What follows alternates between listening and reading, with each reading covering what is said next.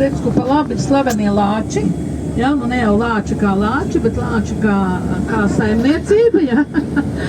Kā saimniecība, arī privāta padarīšana, kuri nodarbojas ar maizes cepšanu, ar savādākām visādām smalkmaizītēm un visu, kas ir, nu, tā kā miltu produkti, arī tur salātiņi un tā tālāk, skaists viņiem tur tas parks, zirgi un arī tāda skaisti iekopta vieta.